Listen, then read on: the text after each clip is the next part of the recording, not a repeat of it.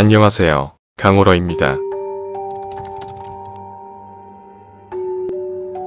우리나라에는 3대 미제 사건이 있습니다. 거기에는 이영호군 유괴살해 사건, 이춘재 연쇄살인 사건, 개구리 소년 사건이 있습니다. 오늘은 그중 개구리 소년 사건에 대해 알아보겠습니다. 개구리 소년 사건은 1991년 3월 26일에 대구 직할시 달서구에 살던 5명의 초등학교 학생이 도롱뇽알을 주우러 간다며 집을 나선 뒤 실종된 사건을 말합니다. 도롱뇽알을 주우러 간다는 말이 개구리를 잡으러 간다고 왜곡된 것이 초기에 널리 퍼지면서 개구리 소년이라고 알려지게 되었습니다. 사건 발생일인 1991년 3월 26일은 5.16 군사정변 이후 중단된 지방자치제가 30년 만에 부활하여 기초의회 의원을 뽑는 시군 9의회 의원 선거일로 임시 공휴일이었습니다. 5명의 초등학교 학생이 그것도 같은 날 동시에 실종된 이 사건은 당시 상당한 파장을 일으켰고 사건 발생 2년 후인 1993년에는 여러 프로그램을 통해 심층적으로 방영되면서 전국적인 관심을 불러일으켰습니다.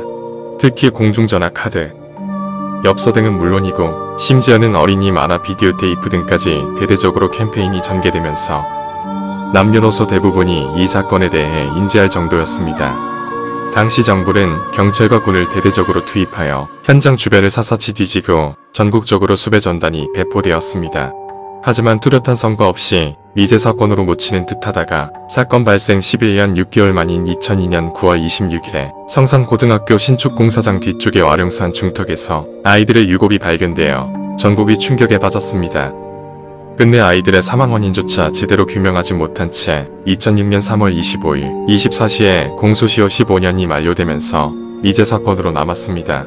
공소시효 만료 이후에도 범인을 찾기 위하여 7명의 형사들이 개구리 소년 사건을 담당하는 대구 성서경찰서에서 전담팀이 구성되어 있습니다.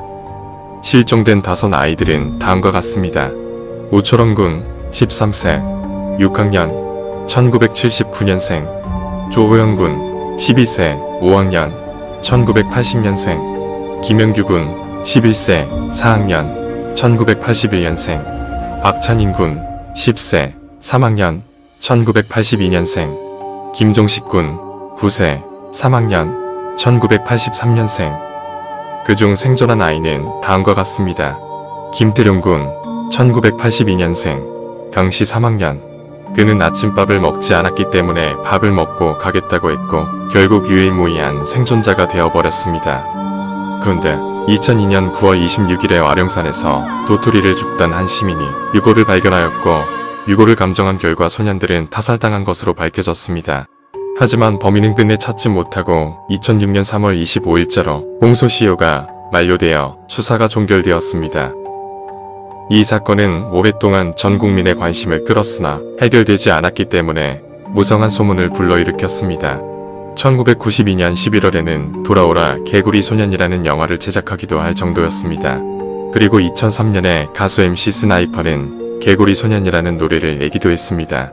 2005년에는 아이들은 산에 가지 않았다라는 실화소설이 출간되기도 했습니다.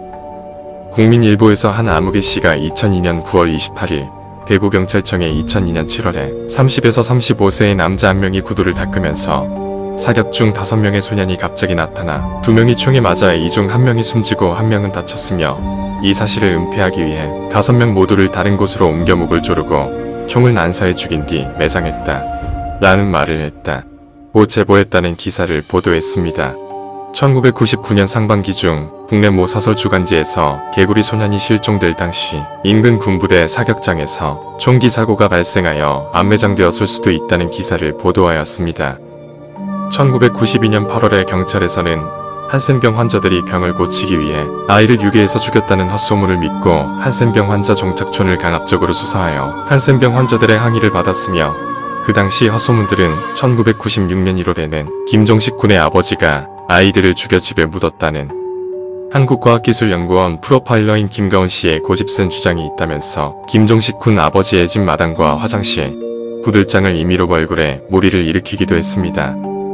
아이들의 유골을 발굴할 때도 유골을 분석하여 사인을 밝혀내 법의학자의 도움 없이 성급하게 작업을 진행하여 현장을 훼손하는 등 실종과 관련된 중요한 정보를 놓쳤다는 비난도 받았었습니다.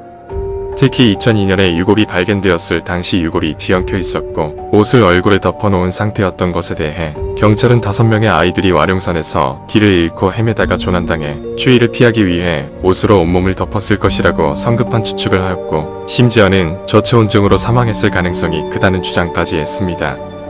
그러나 이에 대해 피해자 부모들과 와룡산 기슭에 거주하는 할머니는 와룡산은 마을에서 멀지 않은 야산이기 때문에 불빛이 다 보이므로 절대 조난당할 일이 없다 라고 항의하였고 실제 1993년에 SBS에 그것이 알고 싶다에 출연한 당시 성서경찰서 주영철 경감도 와룡산은 높은 산이 아니고 엄밀하게 말하면 야산이기 때문에 아이들이 조난당할 가능성은 없다 라고 말한 바 있습니다. 이 사건은 여전히 풀리지 않았고 사인조차 알지 못했습니다. 이상 강호로였습니다. 오늘 영상 재미있게 보셨다면 구독, 좋아요 눌러주세요.